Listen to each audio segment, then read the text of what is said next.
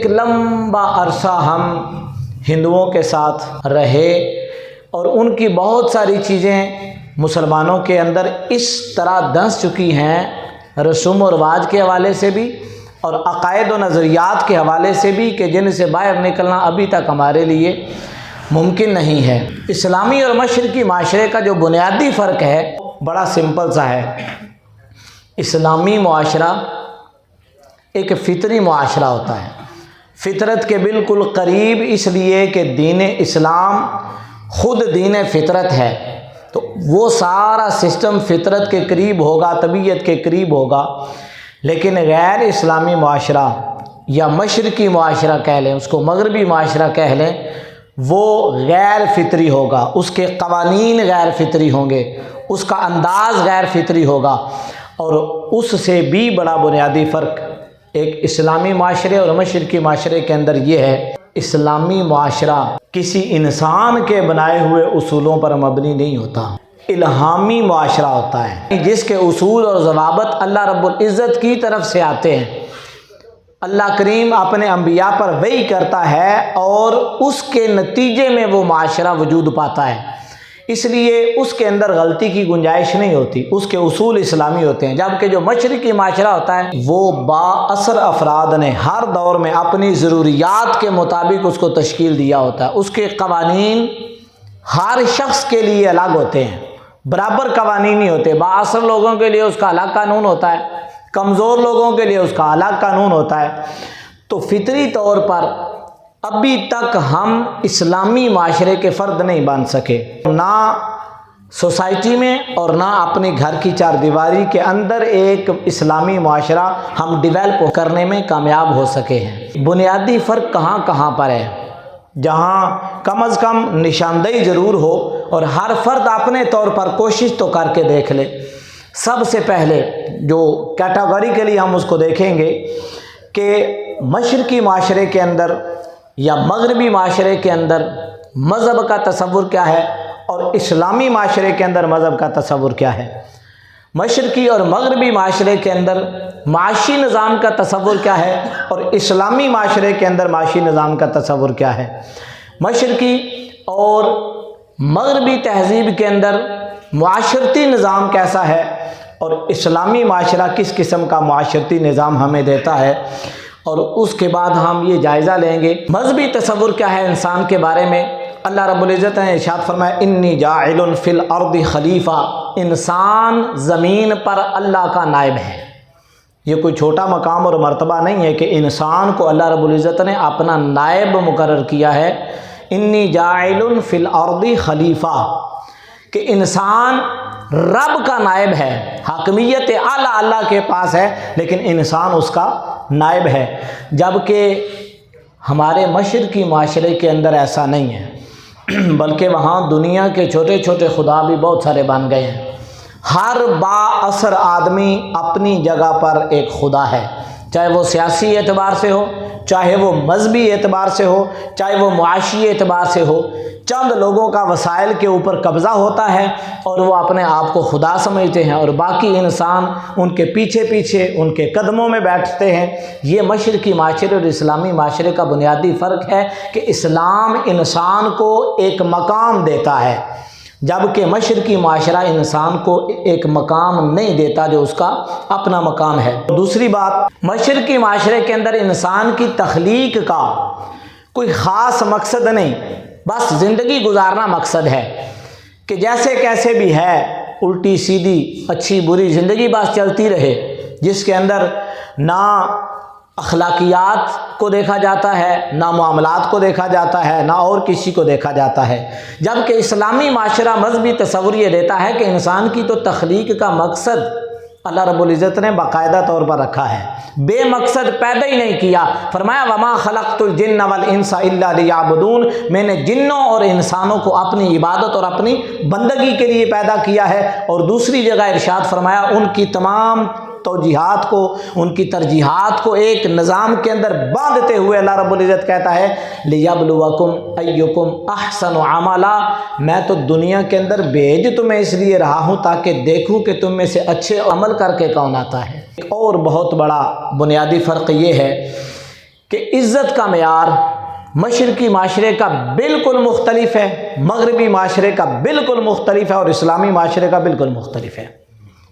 مشرقی معاشرے کا معیار عزت ہے پیسہ، مغربی اور مشرقی معاشرے کا معیار عزت ہے دولت، شہرت، عہدہ، منصب۔ جس کے پاس شہرت ہے وہی خدا ہے، جس کے پاس دولت ہے وہی دنیا کا خدا بنا ہوا ہے، جس کے پاس کوئی منصب ہے وہی خدا ہے۔ لیکن اللہ رب العزت کے ہاں ایسا نہیں ہے۔ مشرقی معاشرے کے اندر ذات پات کی تقسیم ہے، طبقات کی تقسیم ہے، کوئی برہمن ہے، کوئی ویش ہے، کوئی شودر ہے، کوئی کھشتری ہے۔ ہندوستان کے اندر اگر یہ ذات پات ہے تو ہمارے پاکستان کے اندر یا مشرقی ریاستوں کے اندر یہ تصور ہے، یہ چودھری صاحب ہیں، یہ خان صاحب ہیں، یہ فن خان صاحب ہیں، یہ راجہ صاحب ہیں، یہ فلاں ہیں، یہ فلاں ہیں۔ جبکہ اسلامی معاشرہ کیا تصور دیتا ہے؟ ان اکرمکم عند اللہ اتقاکم، اللہ کے ہاں عزت کا معیار تقویٰ ہے۔ جو سب سے زیادہ اللہ سے ڈرنے والا ہے وہ سب سے زیادہ اللہ کے نزدیک قابل عزت ہے۔ یہ ہے اسلامی تصور۔ ایک اور بہت بڑا اس کے اندر فرق ہے کہ مشرقی معاشرہ کچھ رسوم اور رواجوں پر کھڑا ہے جس کے پیچھے کوئی مقصد نہیں، غیر ضروری چیزیں، اور ان کو انا کا مسئلہ ہم بنا لیتے ہیں۔ کچھ غیر ضروری غیر اسلامی رسومات کو ہم نے اڈاپٹ کیا اور اس پر اتنے پکے ہو گئے کہ اس کے خلاف بات کرنا گویا اس پورے سسٹم کے خلاف بات ہے، اور وہ چیزیں اتنی ہمارے اندر دھنس گئیں کہ اس کے خلاف علماء بھی کھل کر بولتے نہیں یا بولتے ہوئے ڈرتے ہیں۔ جبکہ اسلام رسومات کا نام نہیں، اسلام پختہ نظریات اور پختہ عقائد پر کھڑا ہے، اس کا ایک اپنا نظام ہے۔ تو یہ تو تھوڑا سا بنیادی فرق تھا۔ مذہبی تصور جو تھا، مشرقی نظام معاشرت کیا ہے، اس کے اندر معاش اور اکانومی کیسے چلتی ہے کہ غریب جو ہے سسٹم اس طرح کا بنا ہوا ہے، غریب دن بدن غربت کی دل کے اندر مزید دھنستا چلا جا رہا ہے، اور امیر دن بدن اس غریب کا خون چوس کر امیر سے امیر ہوتا جا رہا ہے۔ اور اسلام کا تصور کیا ہے؟ اسلام یہ کہتا ہے کہ غریب کو غریب مت رہنے دو، بلکہ اس نے کچھ قوانین ایسے وضع کیے ہیں کہ اپنے ساتھ اس کو لے کے چلو۔ اگر مشرقی معاشرہ سود کی ترغیب دیتا ہے کہ کسی کو ضرورت مند کو دو اور پھر ڈبل وصول کرو، یہ مشرقی تصور ہے، لیکن اسلام کا یہ تصور نہیں۔ اسلام کہتا ہے کہ اس کو اس کی ضرورت اور اس کی مجبوری کا فائدہ اٹھانے کی بجائے اس کی ہیلپ کرو، چاہے وہ صدقے کے طور پر ہے، چاہے وہ زکوٰۃ کے طور پر ہے، چاہے وہ فطرانے کے طور پر ہے، چاہے وہ نفلی صدقہ ہے، کسی نہ کسی طریقے سے غریبوں کو روپیہ دیا جائے امیروں سے لے کر۔ یہ اسلامی تصور ہے۔ اور ایک اور بہت بڑا تصور یہ ہے کہ قرض حسنہ کا تصور دیا سود کے مقابلے میں اسلام نے۔ احل اللہ البیع وحرم الربا، بیع و شراء کو، ٹریڈنگ کو حلال قرار دیا گیا، تجارت کو حلال قرار دیا گیا، سود کو واضح طور پر حرام قرار دیا گیا، اور قرض حسنہ کا تصور اسلام نے پیش کیا کہ اگر کوئی مجبور ہے، اس کو پیسے کی ضرورت ہے تو قرض حسنہ دو، بغیر سود کے قرضہ ہو اور خدا نہ خواستہ وہ واپس نہ کر سکے تو اس کے ساتھ نرمی برتو، اس کو مزید مہلت دو۔ جبکہ ہمارا مشرقی تصور ایسا نہیں ہے۔ ہمارا مشرقی تصور یہ کہتا ہے کہ اس کا گلا گھونٹ دو، اس کی زندگی تنگ کر دو، اور اصل رقم وہیں پر رہتی ہے۔ اور آپ مغربی معاشرے کا جو معاشی تصور دیکھ لیں جس پر آج کل ساری دنیا کھڑی ہے، وہ ٹوٹلی طور پر سود پر کھڑا ہے۔ ہم نے اسلامی نظام کو معاشی طور پر اپنے اوپر نافذ ہی نہیں کیا۔ اور اس کے بعد وسائل کی بات آتی ہے۔ مشرقی معاشرے کے اندر جس کے قبضے میں جو کچھ ہے وہ اسی کا مالک ہے، اسی کا وسائل پر قبضہ ہے۔ لیکن اسلامی معاشرہ کیا کہتا ہے؟ اسلامی تصور یہ ہے للہ ما فی السماوات و ما فی الارض، زمینوں اور آسمانوں میں جو کچھ بھی ہے اس کا حقیقی مالک اللہ ہے۔ هو الذی جعل لکم الارض، اللہ رب العزت نے ہر شے انسان کے نفع کے لیے پیدا کی ہے، اور وسائل سب کے لیے برابر ہیں۔ ہر چیز امیر اور غریب دونوں اس سے فائدہ حاصل کریں گے، صرف چند لوگ وسائل پر قابض نہیں ہوں گے۔ اگر کوئی معدنیات ہے تو انسانوں نے خود پیدا نہیں کی، اس کا پیدا کرنے والا رب ہے، اور رب کا نظام یہ ہے کہ اس پر سب کا قبضہ ہو۔ اور مشرقی معاشرے کے اندر جو کمائی ہے، جو انکم ہے، اس کا حلال و حرام کا کوئی تصور نہیں ہے، پیسہ آنا چاہیے۔ مغربی معاشرے کے اندر بھی کمائی کا یہی تصور ہے، اور مشرقی معاشرے کے اندر بھی کمائی کا یہی تصور ہے۔ جس طرح کس طرح ہو، پیسہ آنا چاہیے، چاہے وہ کسی غریب کا گلا گھونٹ کر ہو، چاہے وہ لوٹ مار کے ساتھ ہو، چاہے وہ خیانت کے ساتھ ہو، چاہے وہ بددیانتی کے ساتھ ہو، چاہے وہ کسی بھی طریقے سے ہو، مال اور پیسہ آنا چاہیے۔ لیکن اسلام کا یہ تصور نہیں، اسلام نے کمائی پر پہرے بٹھائے ہیں، اور حلال اور حرام کا تصور دیا ہے کہ اس طریقے سے اگر کما کے لاؤ گے تو یہ حلال ہے، یہ جائز ہے، اور اگر اس طریقے سے کما کے لاؤ گے تو تمہیں رب کی عدالت میں اس کا جواب دینا ہے۔ اور موجودہ دور کا المیہ یہ ہے، مشرقی معاشرے کی معاشی جو خرابیاں ہیں، جو خراب نظام زر ہے، ہم اس کی چکی کے اندر اتنے پس چکے ہیں، اور اس کے نظام کے اندر اتنے دس چکے ہیں اس دل دل کے اندر، کہ آج آپ دیکھ لیں غریب دن بدن غریب سے غریب تر ہوتا چلا جا رہا ہے، امیر دن بدن امیر سے امیر تر ہوتا چلا جا رہا ہے۔ ہمارا نظام یہ تھا، آج آپ باہر نکلیں ایک جگہ کسی 5 منٹ آپ کھڑے ہو جائیں، دیکھیں بیکاریوں کی کیسے لائن لگ جاتی ہے، حالانکہ گورنمنٹ ان کی کفالت کرنے کی ذمہ دار ہے، وہ اپنی ذمہ داری پوری نہیں کر رہی، ان کے لیے باقاعدہ کوئی قانون سازی نہیں کی گئی۔ آپ کسی بھی جگہ 5 منٹ عزت کے ساتھ کھڑے ہی نہیں ہو سکتے۔ حضرت عمر رضی اللہ تعالیٰ عنہ کے دور میں زکوٰۃ سواریوں پر لدی ہوئی ہے، اور ملک کے اندر سواریاں وہ پھر رہی ہیں کہ جس کو ضرورت ہے وہ لے سکتا ہے، اور شام کو وہ سواریاں بھری ہوئی واپس آ جاتی ہیں۔ زکوٰۃ لیتا بھی حقدار ہے، ہر شخص زکوٰۃ کا مستحق نہیں ہے، زکوٰۃ لینے والا نہیں ملتا۔ یہ اس دور کا معاشی تصور ہے، لیکن موجودہ دور کے اندر آپ 5 منٹ کہیں پر کھڑے نہیں ہو سکتے، آپ کھڑے ہوں گے تو آپ کو وہ گھیر لیں گے فوری طور پر آ کر، ان کا کوئی قانون نہیں ہے۔ اور حالات یہ ہیں کہ ایک طرف ہمارے وزیر با تدبیر جا رہے ہوتے ہیں 50-60 گاڑیوں کے قافلے کے ساتھ انسانوں کو روندتے ہوئے، وہ چاہے ہمارے پرائم منسٹر صاحب ہوں، چاہے ہمارے صدر گرامی قدر ہوں، چاہے ہمارے کوئی چھوٹے موٹے وزیر ہوں۔ اس کے علاوہ جس کے پاس پیسہ ہے اس کا بھی یہی انداز بن گیا ہے، گویا گندم امیر شہر کی ہوتی رہی خراب، اور بیٹی کسی غریب کی فاقوں سے مر گئی۔ کسی جگہ پر امیر شہر کی گندم پڑی پڑی خراب ہو جاتی ہے، اور کسی جگہ ایک ایک دانے کا محتاج انسان بھیک مانگ رہا ہوتا ہے۔ یہ ہے مشرقی معاشرے کا معاشی تصور، جس کے اندر ہم پھنس گئے اور اسلامی نظام معاش نہیں لا سکے۔ تیسرا ہے معاشرتی تصور۔ معاشرتی تصور ڈائریکٹ ہمارے ساتھ لنک کرتا ہے، اگر یہ خراب ہے تو اس کے ذمہ دار نہ حکمران ہیں نہ اشرافیہ ہے، بلکہ اس کے ذمہ دار یا آپ ہیں یا میں ہوں یا ہمارے آباء و اجداد ہیں یا ہماری اب آنے والی نسلیں ہیں، کہ ہم نے اسلام کو صرف عبادات کی حد تک رکھا، جو نمازیں پڑھتا ہے وہ ٹھیک ہے، لیکن نظام اسلام کو ہم ذہنی طور پر قبول کرنے کے لیے تیار نہیں ہیں۔ تھوڑی سی اس کی نشاندہی میں کرتا چلوں۔ معاشرتی طور پر اسلام انفرادی زندگی پر زیادہ توجہ نہیں دیتا، وہ کہتا ہے کہ اپنی ذاتی آپ اصلاح کریں، لیکن سوچ اجتماعی ہونی چاہیے، فکر اجتماعی ہونی چاہیے۔ آپ جب سوچیں گے تو سب کے لیے سوچیں گے، اپنے اکیلے کے لیے نہیں سوچیں گے۔ اور دوسرا سب سے بڑا ہمارا جو المیہ ہے معاشرتی طور پر، شادی کی رسومات ہیں۔ شادی کی رسومات کے اندر اتنے ہم سٹیپ بنا چکے ہیں کہ ہم اس کے اندر خود پھنس گئے ہیں۔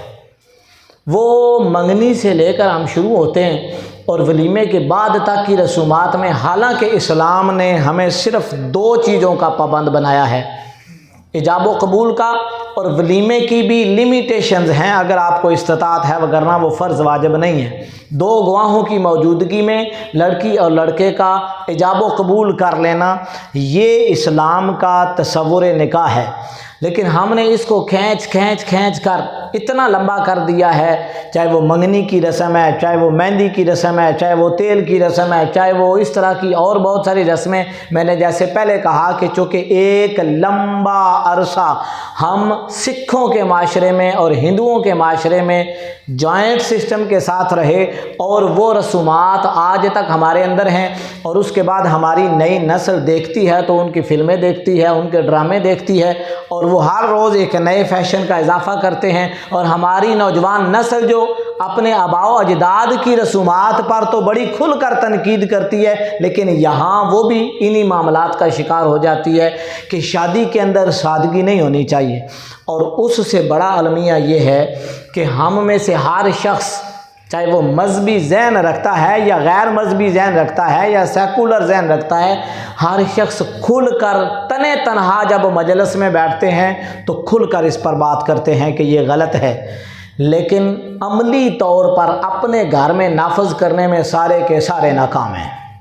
جب اپنے گھر میں بات آتی ہے، لوگوں کے گھر کے اندر اگر ہوگی، وہ اکیلے بیٹھے ہوں گے یا چند لوگ بیٹھے ہوں گے تو وہاں بات کریں گے کہ یہ غلط ہے، یہ نہیں ہونا چاہیے، لیکن جس دن ان کے اپنے گھر کے اندر ہوگا وہی کام کریں گے۔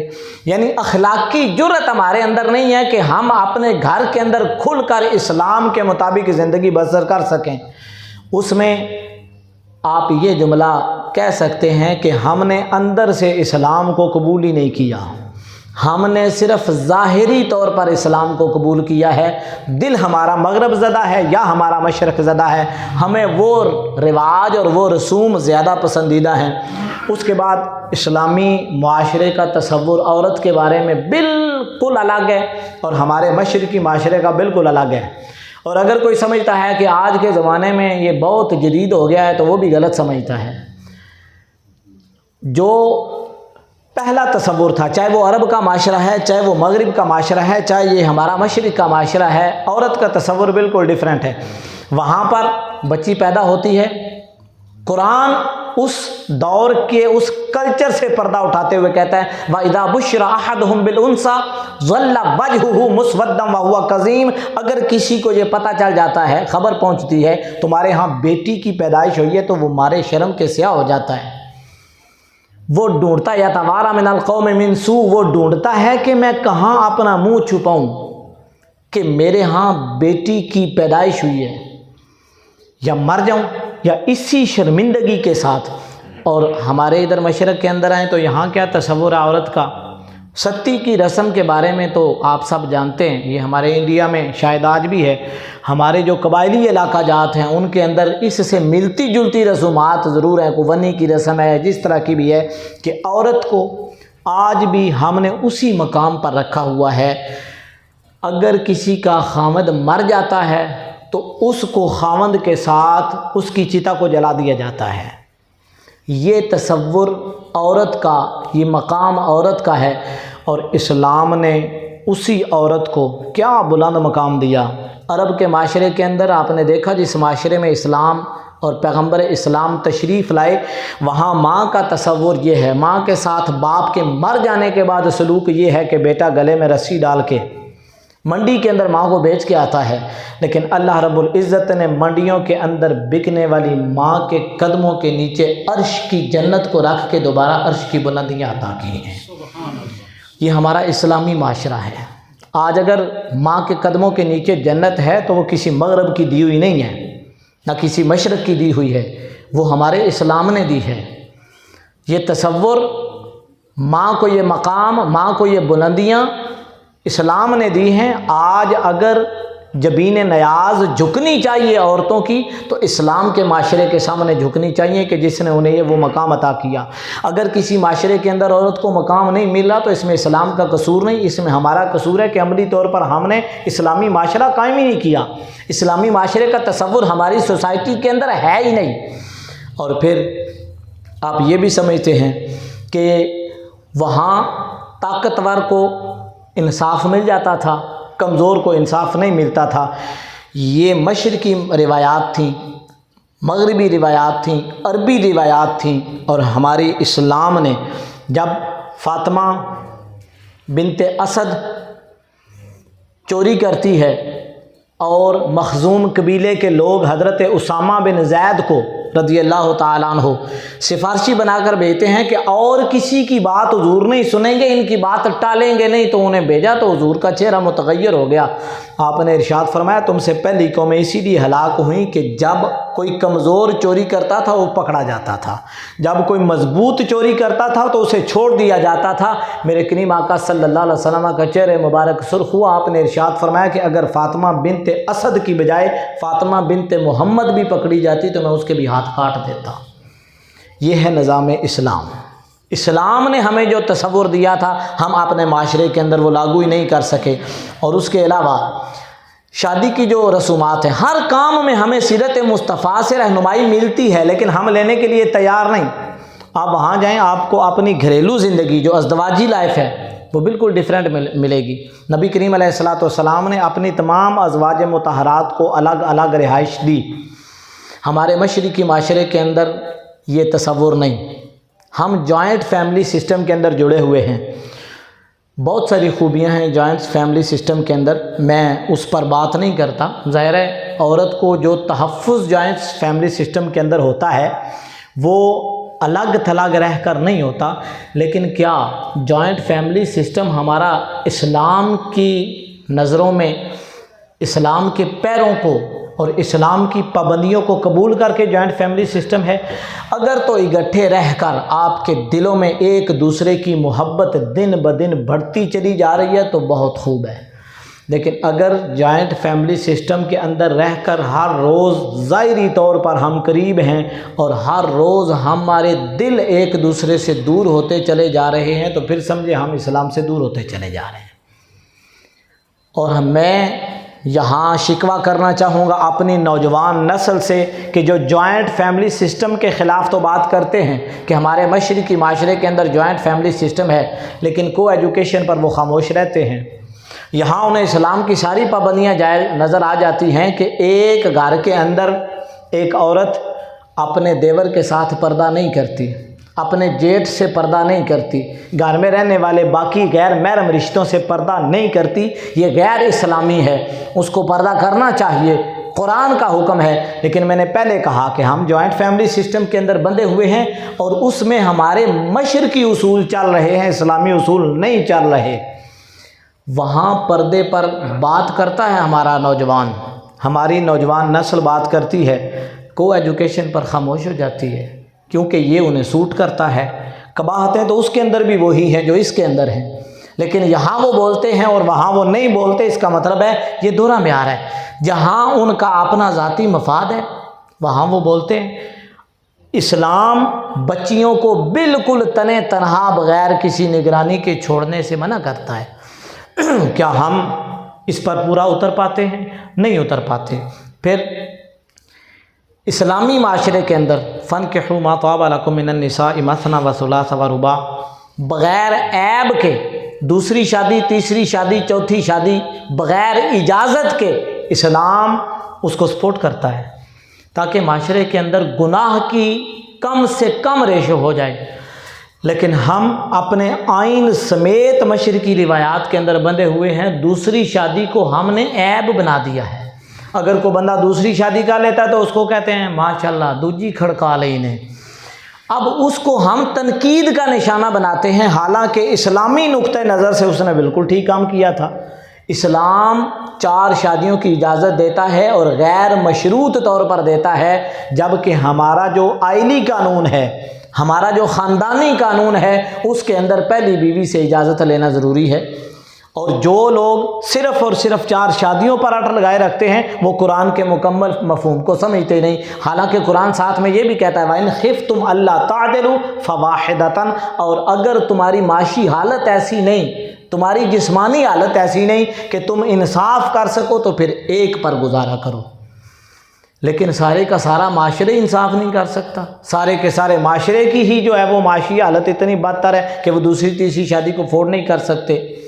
اس لیے ہم ابھی تک گھریلو طور پر اسلامی معاشرہ اپنے اوپر نافذ کرنے میں ناکام ہے۔ مجھے یہ بتائیں، کیا عورت کو اسلام جائیداد کا حق دیتا ہے یا نہیں دیتا؟ مشرقی معاشرے کے اندر عورت کو کوئی حق نہیں، عرب کے معاشرے کے اندر بھی یہی حالات تھے۔ آج دیکھ لیں، اتنے ترقی یافتہ ماحول میں بڑے بڑے پڑھے لکھے لوگ، بڑے بڑے سیانے لوگ جو اسمبلیوں کے اندر بھی جا کے بیٹھے ہوئے ہیں، کیا وہ جائیداد میں سے حصہ دیتے ہیں اپنی ماؤں بہنوں کو؟ کوئی نہیں دیتے۔ بعض تو ہمارے قبائلی علاقہ جات کے اندر یہ رواج ہے کہ وہ اس لیے بچیاں بیٹھی بیٹھی بوڑھی ہو جاتی ہیں کہیں جائیداد کا بٹوارا نہ ہو جائے۔ ہم نے زمینوں کو گلے لگایا، اسلام کے نظام کو گلے کو نہیں لگایا، اور شاید اسی لیے ابھی تک ہم رکے ہوئے ہیں، ترقی نہیں کر سکے۔ گواہی کا کوئی تصور نہیں تھا عورت میں، اسلام نے دیا کہ 2 عورتیں ایک مرد کے برابر گواہی دے سکتی ہیں۔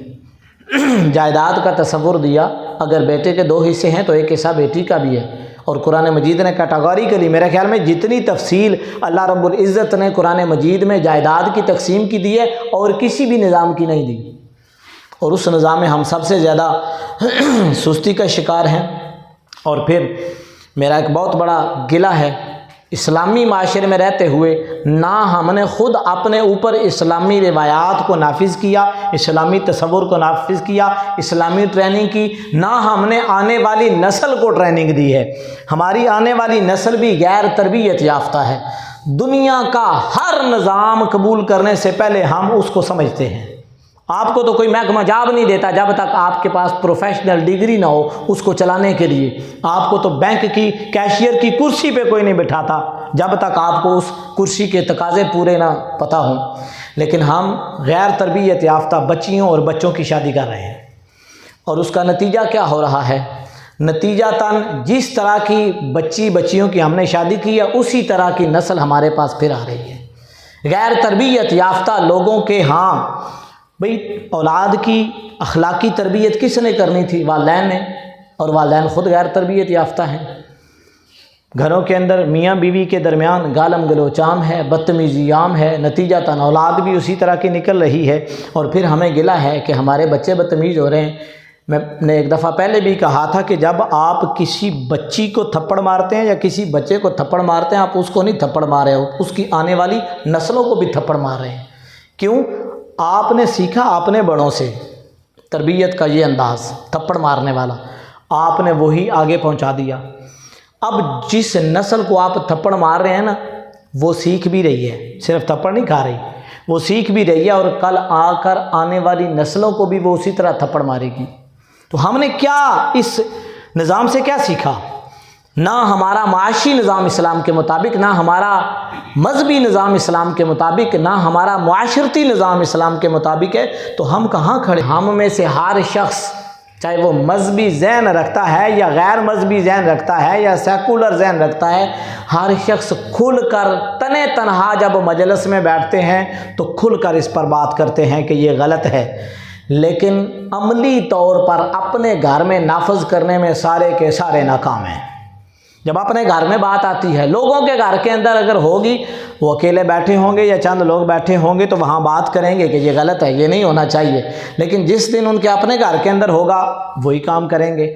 یعنی اخلاقی جرأت ہمارے اندر نہیں ہے کہ ہم اپنے گھر کے اندر کھل کر اسلام کے مطابق زندگی بسر کر سکیں۔ ہم نے اندر سے اسلام کو قبول ہی نہیں کیا، ہم نے صرف ظاہری طور پر اسلام کو قبول کیا ہے، دل ہمارا مغرب زدہ ہے یا ہمارا مشرق زدہ ہے۔ عورت کو آج بھی ہم نے اسی مقام پر رکھا ہوا ہے۔ اگر کسی معاشرے کے اندر عورت کو مقام نہیں مل رہا تو اس میں اسلام کا قصور نہیں، اس میں ہمارا قصور ہے کہ عملی طور پر ہم نے اسلامی معاشرہ قائم ہی نہیں کیا۔ ہر کام میں ہمیں سیرت مصطفیٰ سے رہنمائی ملتی ہے لیکن ہم لینے کے لیے تیار نہیں۔ بہت ساری خوبیاں ہیں جوائنٹ فیملی سسٹم کے اندر، میں اس پر بات نہیں کرتا۔ ظاہر ہے عورت کو جو تحفظ جوائنٹ فیملی سسٹم کے اندر ہوتا ہے وہ الگ تھلگ رہ کر نہیں ہوتا، لیکن کیا جوائنٹ فیملی سسٹم اسلام کی پابندیوں کو قبول کر کے جوائنٹ فیملی سسٹم ہے؟ اگر تو اکٹھے رہ کر آپ کے دلوں میں ایک دوسرے کی محبت دن بدن بڑھتی چلی جا رہی ہے تو بہت خوب ہے۔ لیکن اگر جوائنٹ فیملی سسٹم کے اندر رہ کر ہر روز ظاہری طور پر ہم قریب ہیں اور ہر روز ہمارے دل ایک دوسرے سے دور ہوتے چلے جا رہے ہیں تو پھر سمجھے ہم اسلام سے دور ہوتے چلے جا رہے ہیں۔ اسلام 4 شادیوں کی اجازت دیتا ہے اور غیر مشروط طور پر دیتا ہے، جبکہ ہمارا جو آئلی قانون ہے، ہمارا جو خاندانی قانون ہے، اس کے اندر پہلی بیوی سے اجازت لینا ضروری ہے۔ اور جو لوگ صرف اور صرف 4 شادیوں پر اٹل لگائے رکھتے ہیں وہ قرآن کے مکمل مفہوم کو سمجھتے نہیں۔ حالانکہ قرآن ساتھ میں یہ بھی کہتا ہے وَإِنْ خِفْتُمْ أَلَّا تَعْدِلُوا فَوَاحِدَةً، اور اگر تمہاری معاشی حالت ایسی نہیں، تمہاری جسمانی حالت ایسی نہیں کہ تم انصاف کر سکو تو پھر ایک پر گزارا کرو۔ لیکن سارے کا سارا معاشرہ انصاف نہیں کر سکتا۔ کیا عورت کو اسلام جائیداد کا حق دیتا ہے یا نہیں دیتا؟ اتنے ترقی یافتہ ماحول میں بڑے بڑے پڑھے لکھے لوگ، بڑے بڑے سیانے لوگ جو اسمبلیوں کے اندر بھی جا کے بیٹھے ہوئے ہیں، کیا وہ جائیداد میں سے حصہ دیتے ہیں اپنی ماؤں بہنوں کو؟ بعض تو ہمارے قبائلی علاقہ جات کے اندر یہ رواج ہے کہ وہ اس لیے بچیاں بیٹھی بیٹھی بوڑھی ہو جاتی ہیں کہیں جائیداد کا بٹوارا نہ ہو جائے۔ گواہی کا کوئی تصور نہیں تھا عورت میں، اسلام نے دیا، جائیداد کا تصور دیا۔ اگر بیٹے کے 2 حصے ہیں تو 1 حصہ بیٹی کا بھی ہے۔ ہماری آنے والی نسل بھی غیر تربیت یافتہ ہے۔ دنیا کا ہر نظام قبول کرنے سے پہلے ہم اس کو سمجھتے ہیں۔ آپ کو تو کوئی محکمہ جاب نہیں دیتا جب تک آپ کے پاس پروفیشنل ڈگری نہ ہو اس کو چلانے کے لیے۔ آپ کو تو بینک کی کیشیئر کی کرسی پہ کوئی نہیں بٹھاتا جب تک آپ کو اس کرسی کے تقاضے پورے نہ پتہ ہوں۔ لیکن ہم غیر تربیت یافتہ بچیوں اور بچوں کی شادی کر رہے ہیں، اور اس کا نتیجہ کیا ہو رہا ہے؟ نتیجتاً جس طرح کی بچیوں کی ہم نے شادی کی ہے اسی طرح کی نسل ہمارے پاس پھر آ رہی ہے۔ اولاد کی اخلاقی تربیت کس نے کرنی تھی؟ والدین نے، اور والدین خود غیر تربیت یافتہ ہیں۔ کہ جب آپ کسی بچی کو تھپڑ مارتے ہیں یا کسی بچے کو تھپڑ مارتے ہیں، آپ اس کو نہیں تھپڑ مار رہے ہو، اس کی آنے والی نسلوں کو بھی تھپڑ مار رہے ہیں۔ کیوں؟ آپ نے سیکھا اپنے بڑوں سے تربیت کا یہ انداز، تھپڑ مارنے والا، آپ نے وہی آگے پہنچا دیا۔ آخر میں ایک رویہ بھی آپ سب لوگوں کے سامنے رکھنا چاہتا ہوں۔ اگر بیٹیوں کے بارے میں آپ کو پتہ ہے نا اسلام نے کیا درس دیا۔ ایک طرف وہ معاشرہ ہے جو بچیوں کو زندہ درگور کر دیتا ہے اور ان کے کانوں پر جوں تک نہیں رینگتی، اور ایک طرف وہ معاشرہ ہے، میرے کریم آقا صلی اللہ علیہ وسلم نے ارشاد فرمایا جس کو رب نے 2 بیٹیاں عطا کی اور اس نے ان کی پرورش کر کے اچھی جگہ شادی کر دی، اللہ رب العزت اس کو یہ مقام اور یہ مرتبہ عطا فرمائے گا کہ کل قیامت کے دن وہ اس طرح حضور کے ساتھ ہوگا جس طرح 2 انگلیاں جڑی ہوئی ہوتی ہیں۔ وہ ایک صحابی نے عرض کیا یا رسول اللہ اگر کسی کی ایک ہے، فرمایا وہ بھی اسی طرح ہوگا۔ میرے کریم آقا صلی اللہ علیہ وسلم نے یہ نظام دیا، کیا ہم نے دیا وہ نظام؟ ہم نے نہیں دیا وہ نظام۔ اور ہمارا رویہ یہ ہے، جس طرح میں نے پہلے کہا، ہم ہر چیز پر بحث کرتے ہیں، ہمیں پتہ ہے یہ سارا غیر اسلامی نظام ہے، لیکن اس کے باوجود عملی طور پر ہم کوئی قدم نہیں اٹھاتے۔ اپنے گھر کے اندر شروعات اپنے گھر کے اندر سے کوئی بھی نہیں کرتے، نہ ہمارا مذہبی طبقہ کرتا ہے، نہ ہمارا سیاسی طبقہ کرتا ہے، نہ کوئی اور کرتا ہے۔ ہم اندر سے مغرب زدہ ہیں۔ ہم کتنے اسلام کو پسند کرتے ہیں، ہر ایک کی خواہش ہے۔ شروع میں جب اللہ تعالیٰ اولاد دیتا ہے نا، خوشی ہوتی ہے نا، میں اپنے ماشاءاللہ بچے نو حافظ قرآن بڑھا سا، میں عالم دین بڑھا سا۔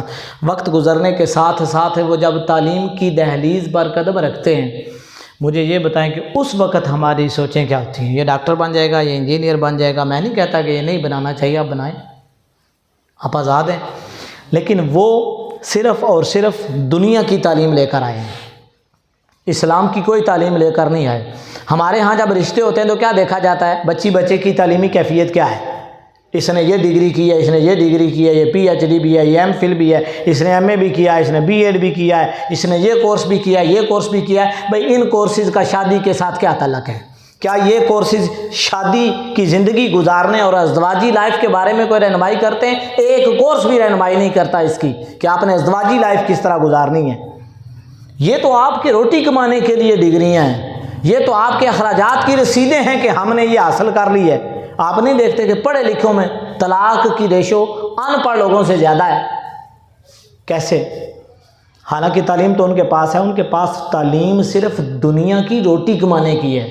دنیا کی روٹی کمانے کی تعلیم کوئی تعلیم نہیں ہوتی۔ ہم تو اتنے بندھے ہوئے ہیں نا اس سسٹم کے اندر کہ بچے کو بھی 3 سال کا نہیں ہوتا تو انگلی سے پکڑ کے اسکول چھوڑ کے آتے ہیں، چھوڑنا چاہیے، لیکن اسلامی تربیت کے لیے ہم کہاں چھوڑ کے آتے ہیں؟ کوئی نہیں، سوائے ناظرہ پڑھانے کے، ایمان کی صفتیں یاد کروانے کے، 6 کلمے یاد کروانے کے، آیت الکرسی، دعائے قنوت یاد کروانے کے، ہم اور کیا کر رہے ہیں؟ یہ تو آپ طوطے کی طرح رٹا رہے ہیں اس کو، اور ہم سمجھ رہے ہیں کہ ماشاءاللہ بہت اچھا مسلمان بن گیا ہے۔ آپ نے اسلامی تربیت کے لیے کیا اہتمام کیا بچے کا، بچی کا؟ کوئی انتظام نہیں، اسلامی تربیت کا نظام ہی نہیں ہے۔ اور میں نے پہلے کہا، جب بچے کی ویسے ہماری خواہش ہے ہمارا بچہ عالم دین بنے، حافظ قرآن بنے، لیکن اپنی بیٹی کے لیے جب آپ رشتہ ڈھونڈنے کے لیے جاتے ہیں اور آپ کو سارا گھر بھی پسند آ جائے، سارے نظام بھی پسند آ جائے، اور اینڈ پہ پتہ چلے بچہ کرتا کیا ہے، پتہ چلے امام مسجد ہے، حافظ قرآن ہے، اس وقت ہم کہاں کھڑے ہوتے ہیں؟ یہ اسلامی معاشرہ، یہ پڑی ہوئی آپ کی وہ ساری کی ساری روایات، اس وقت ہم ذہنی طور پر یہ کہتے ہیں یار یہ کیا ہے، حالانکہ وہ ایسے بچے سے زیادہ اچھی اور خوشحال زندگی گزار سکتا ہے جس کو اسلامی شعور نہیں، اس کو اسلامی شعور ہے، لیکن ہمارے ہاں صرف اور صرف روپیہ پیسہ دیکھا جاتا ہے، ہمارے ہاں یہ نظام نہیں دیکھا جاتا۔ ہم اندر سے اسلام پسند نہیں ہیں، ہمیں اپنی بچیاں فیشنیبل چاہیے، لیکن اپنی بہو ہمیں فیشنیبل نہیں چاہیے۔ بہو ہمیں اسلامی چاہیے جو 5 وقت کی نمازی بھی ہو، تو اپنی بچیاں بھلے سر پہ دوپٹہ بھی نہ کرتی ہوں۔ یہ مشرقی اور اسلامی معاشرے کا بہت بڑا تفاوت ہے۔ اور ہماری نوجوان نسل، آخر میں اس سے خاص طور پر مخاطب ہوں، جو ہر بات پر فتوے لگاتے ہیں، یہ ہمارے بڑوں کی غلطیاں ہیں۔ انہوں نے اس نظام کے خلاف بات نہیں کی، اس نظام کے خلاف بات نہیں کی، وہ رسوم و رواج کے اندر جکڑے ہوئے ہیں۔ ہم مانتے ہیں بہت سارے رسوم و رواج غلط ہیں جو سوسائٹی کے اندر رواج پا گئے ہیں، لیکن وہ اپنے جو نئے رسوم و رواج شروع کیے ہیں ان پر بات کرتی ہے ہماری نوجوان نسل۔ کیا ہماری نوجوان نسل نے اپنا وقت ٹی وی کو نہیں دے دیا؟ رواج ہے یہ بھی۔ موبائل کو نہیں دے دیا؟ رواج ہے یہ بھی۔ سارا دن کرکٹ کے میچ نہیں دیکھ رہی؟ یہ بڑوں نے تو نہیں نہ دیا، یہ تو آپ نے خود لیا۔ ٹائم تو آپ اپنا ضائع کر رہے ہیں، چاہے کرکٹ کی مد میں کر رہے ہیں۔ تسلسل کے ساتھ ڈرامہ سیریل دیکھنا یہ پرانا رواج نہیں، یہ نیا رواج ہے۔ آپ اس کو کس طرح ڈیفینڈ کریں گے؟ آپ اس کے خلاف کیوں نہیں بولتے؟ یہ رسوم و رواج آپ نے نئے شروع کیے، انٹرنیٹ کا استعمال غلط طریقے سے آپ نے شروع کیا۔